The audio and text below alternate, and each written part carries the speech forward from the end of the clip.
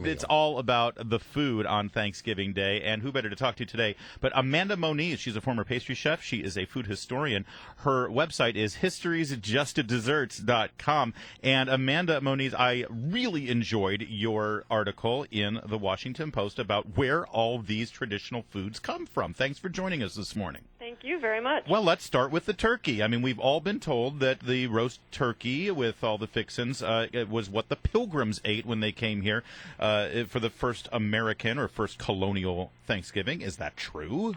Well, they were eating a turkey in 1621. We're not really sure if they had a Thanksgiving feast. There was some sort of feast, but it wasn't a Thanksgiving. However, the colonists already were familiar with turkey when they got to North America because the Spaniards had encountered it in Mexico, imported it back to Europe, introduced it in England, where it became very popular. And so when the English settlers got to Massachusetts, they already knew it. So what? The Spanish turkey? Like, you can't do tapas with turkey. You gotta. That's not a small dish kind of thing. I think they were roasting it. All right, good. That makes me feel better. All right. Well, what about? I mean, there's an age-old debate that we've been having here on Mornings on the Mall between Brian and myself. We're not going to drag you into all of our crazy, but what's the origin of stuffing versus dressing? What's the difference, and which is the more traditional?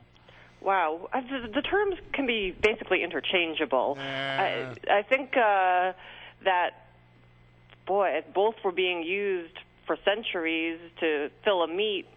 For instance, the first American cookbook, which is from 1796, talks about stuffing any kind of poultry full of oysters, but then also smothering it with more oysters and serving it with a parsley sauce. I didn't realize. So oyster stuffing, which is a tradition on many New Englanders, certainly here on the Eastern Seaboard, I didn't know it went back that far. I thought that was a newer invention. Oh, no. Oysters used to be very plentiful, and they were widely eaten. They were cheap.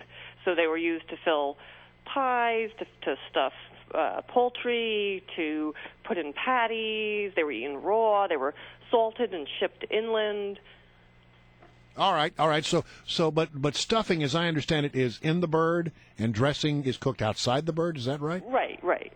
Well, yeah, but if you have leftover stuffing after stuffing the bird and you cook then it becomes dressing? No, it's still stuffing. A lot of people do use the term dressing to refer to what's in the bird. See? No, it's no. All right. The southern tradition is different, but we won't. We said we weren't going to drag Amanda. We're not going to drag you into our crazy. I've heard it both ways. All right. All right. So then, look, there are other things. Were there things on the original table that we don't really think of as traditional Thanksgiving foods these days?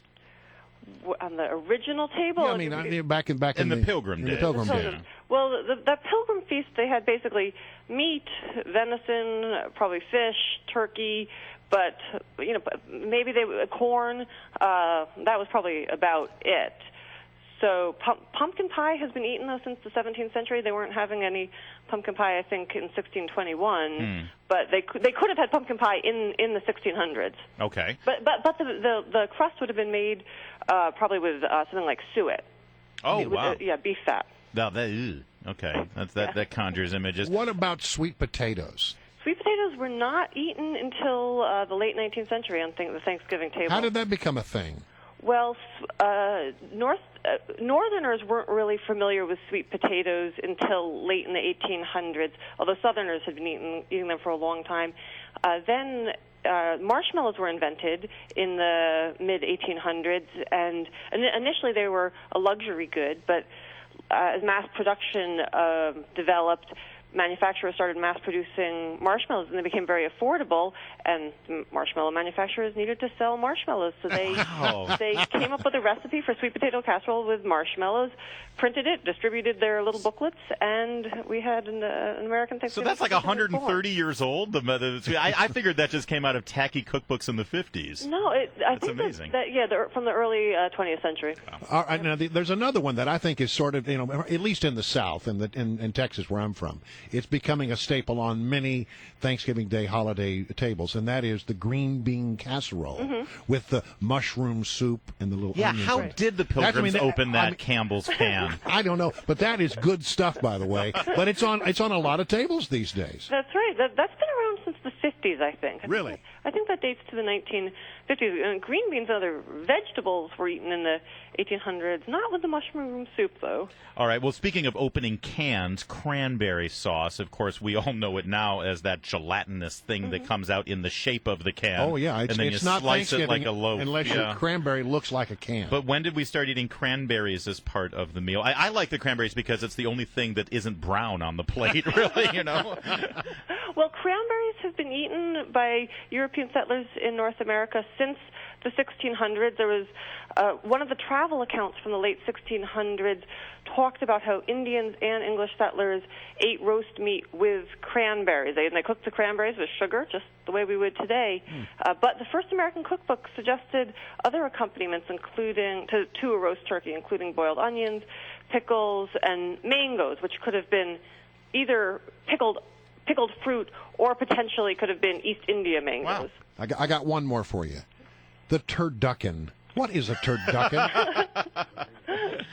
Turkey? Let's see, what's that? Turkey, duck, and chicken? Yeah, but how is that made? Don't Stick the chicken and the duck in the turkey? Isn't that right? And then I want to know it? what demented mind came up with that. So hold it. Had to be someone in the You South. take a chicken and you stuff it into the duck. Yeah. Then you take the duck Yeah. and you stuck it into the turkey? Right. That's right. Well, that's just And then perverted. you have to cook it. Yeah, there's something wrong with that.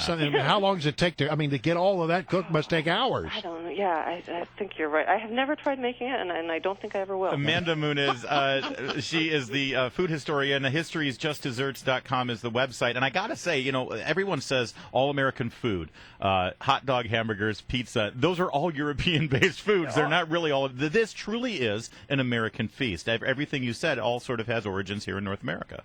That's right. That's right.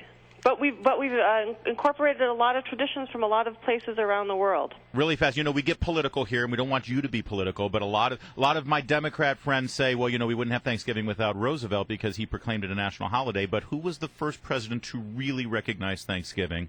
As a national holiday, it was President Lincoln in 1863. So this is the 150th anniversary of Thanksgiving as a national holiday. There you go. Another reason why Abraham Lincoln is our greatest president. Thank you so much, Amanda Moniz, and happy Thanksgiving to you. Thank you. You